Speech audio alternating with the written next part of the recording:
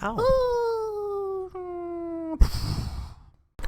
What's up, everyone? Punchy back with Higurashi When They Cry, Chapter 3 to Higurashi.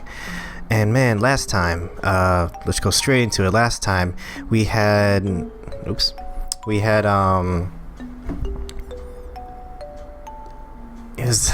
Oishi and his crew surprised Punchy while he was trying to dig up Satoko's uncle's dead body to double check. So he was double checking if the tattoo was on his back because of Coach, who had suggested that maybe he didn't kill Satoko's uncle, which, I mean, killing Satoko's uncle is already horrific enough, but that'd be bad.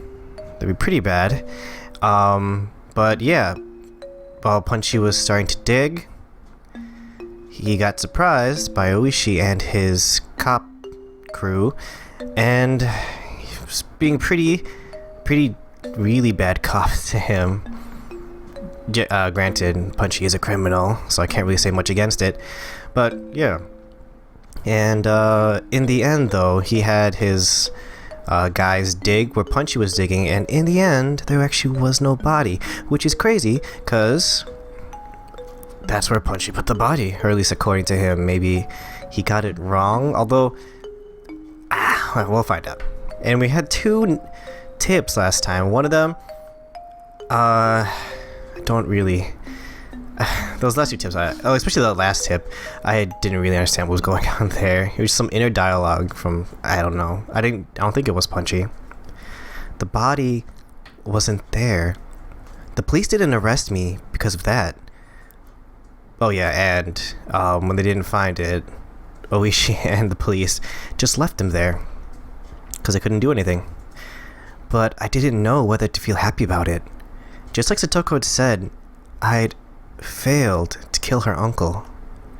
The body wasn't there, so I was forced to conclude as much. No matter what strange natural disaster, coincidence, or miracle it might have implied. In order to free Satoko, I became a demon. And this abnormal world was my reward. Yes, metaphorically. I had fallen into the demon world. But if that price had been in exchange for the life of Satoko's uncle, then that would have been fine. Since Satoko's uncle was still alive, still shackling her to him, I needed to become a demon once again. One more time. No, as many times as it took. I would kill that man over and over again until Satoko was liberated. I had already awoken. I looked at the clock to see that it was early in the morning, just about 5. It was already light outside. Once I'd hardened my resolve to become a demon again, I could feel my whole body teeming with the awakened power once more. Time wasn't an issue. No matter what, I'd do it. I got myself up. The exhaustion from the past 2 days was completely swept away. I didn't even feel sleepy anymore, either. I slowly rose and made sure my body was moving like I wanted it to. I could feel blood flowing through each and every one of my fingers. As I got dressed, I let my mind wander, and had a strange thought. These 2 days, while I've said it was for Satoko's sake, the only thing on my mind has been killing. I said it was for Satoko, but while actually carrying out the act, I had completely forgotten about Satoko, albeit only temporarily. Maybe initially it was for Satoko's sake, but now I was just a demon, killing for the sake of killing. And as a result, I'd sunken into a world fit for such a demon. Maybe it was the same for Satoshi. He resolved himself to kill his aunt to save Satoko, became a demon, and disappeared from the sunlit Hinamizawa, vanishing into the demon world. Which meant that after all was said and done, I'd meet the same fate as him. I tried to avoid making the same mistakes, but it happened anyway. Which meant that Satoshi was here. Satoshi had come to this world a year before me, so he would be here somewhere. Then, surprised, I stopped walking. there was that second set of footsteps I'd grown so used to hearing.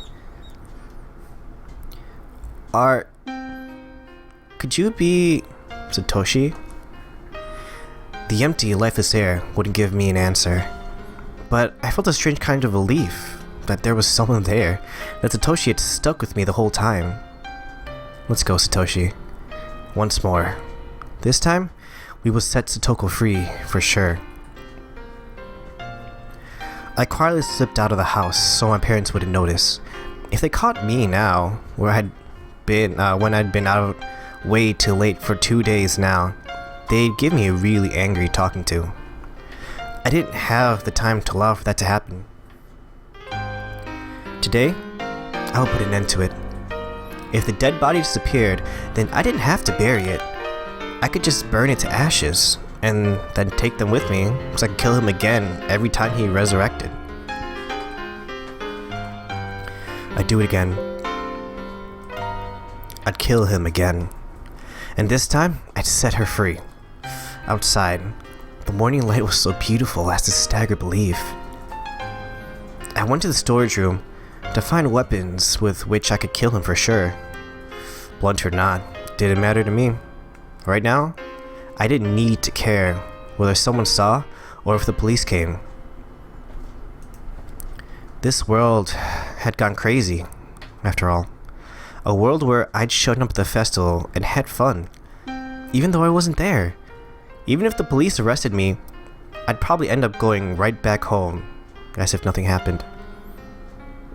Both me and that other Punchy Meibara, even without me, he'd fill in. I could vanish from Hinamizawa without anyone noticing. So, basically, I didn't care if I was mistakenly killed. Even if I died, Punchy Meibara would remain. After all, this isn't the world I belong in.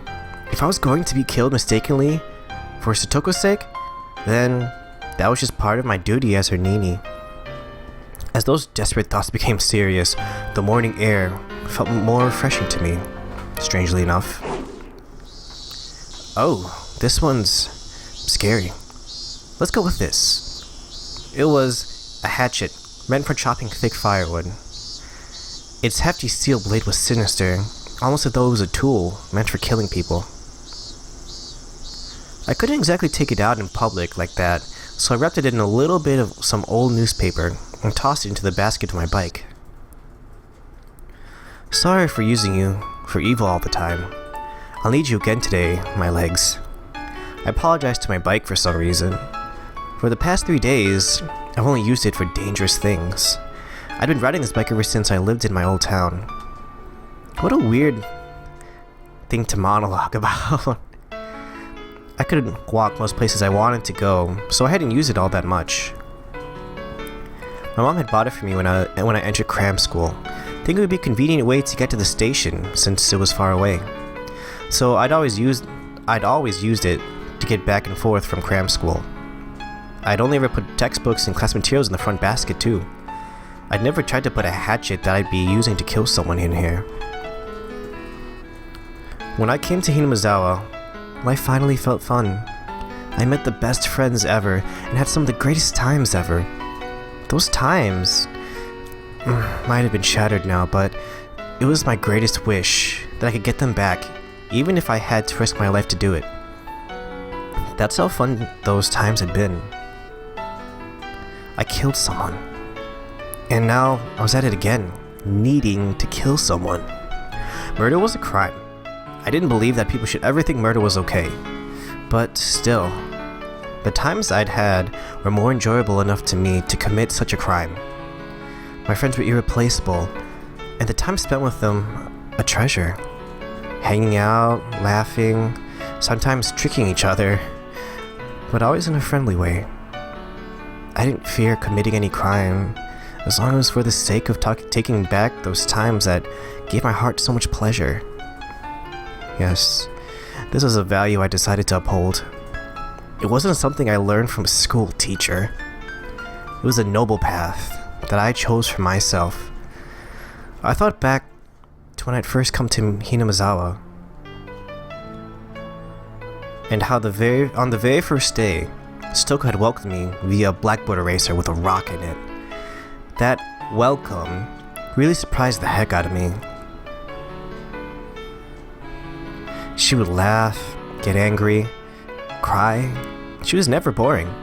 She was obviously the most childlike one among us, but she was actually lively, full of vim and vigor, and good at meddling in other people's business.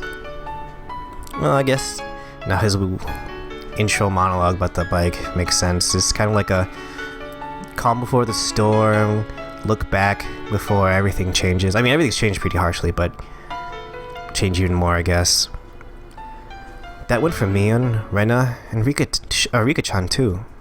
Wasn't Stoko the one at the center of everyone's laughter and banter? Stoko would try to look cool. Then Mion would make fun of her endlessly. Then Satoko would cry, which put Rena in a state of ecstasy. Rika-chan would be greatly delighted. And I happened to get mixed up in it. We would always fool around like that. It was lonely when someone wasn't around, but if I had to name one for whom it was the worst, it would have been Satoko. Her smile was everyone's smile.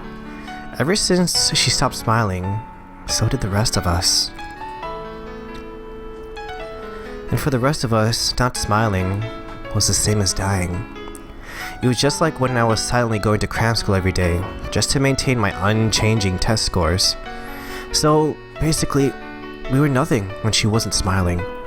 She was full of hot air, but she was our princess, cute and unhateable. In that case, I was her knight, searching for the dragon's castle in order to win her smile back. Knights, of course, use swords. The awesome two-handed kind. I'm probably the only knight in the history of the world to be taking someone on with a thick, rusty hatchet. Then I saw an old woman in the ridge of a field waving to me. Oh my, Punchy-kun, up for a morning ride, I see. Good morning. I reflexively waved back in a refreshing way. Should I really have been feeling so happy? Waving like this? Stoko's house would be right past this road, going beyond the rice paddies. The cicadas had woken up too, and the next thing I knew, I was the audience to their daily chorus. I gave myself a hit on the head or two, and drove away my merry morning mood. Merry morning mood, yeah. I took a deep breath, and tilted my head back, quelling my pointless excitement. The body wasn't there. Its absence either meant my killing him had been an illusion, or that I killed him and he'd risen from the dead. If I was at the festival, then maybe I should have had considered it an illusion. Coach probably thought that way, which is why he treated me like a lunatic. But it being an illusion was just impossible. I killed him without a doubt. Without a doubt. If that had been an illusion, then that would make all of this scene I was in right now an illusion. If that was the case, then here's how it would end up. I was actually in a vegetative state due to a traffic accident, and I was currently dreaming in a hospital bed about how great it would be to spend time with friends in rice paddies like these. That was a terrifying thought, though. If this was an illusion, then the only possible answer was that he'd resurrected. It would make him a literal monster. But if he was a monster, then I was no less than a monster myself. I didn't hesitate to kill someone, and I could even manipulate curses. Takano-san had died probably because I'd cursed her. Or maybe that was a little much. If Coach and Uishi died too, then I'd curse them to yesterday. Then I'd believe it. Yeah. I was wondering, like, he didn't wish for Tomotaki to die, did he? No, of course he didn't. I set my bicycle aside and went to take a look. His motorbike wasn't here. Of course it wasn't. I sent it down to hell that night, throwing it in the Onigafuchi swamp. Or maybe. Just like how the corpse wasn't here, maybe the motorbike didn't get thrown into the swamp either? The fact his bike wasn't here might have been because he had gone to town and hadn't come back, not necessarily because I'd thrown it into the swamp. If her uncle wasn't around, then that was convenient on its own. Then I would just show myself in and wait for him to return, sharpening my hatchet. If he was there. Forgotten sensations came back to my gut. A feeling of tension rose within me. The sensation like a poison, dulling my actions, and it could also be the trigger to allow me to awaken my superhuman, otherworldly self. I held the hatchet, still wrapped in newspaper. Its weight in my hands was profound, sinister, and reliable.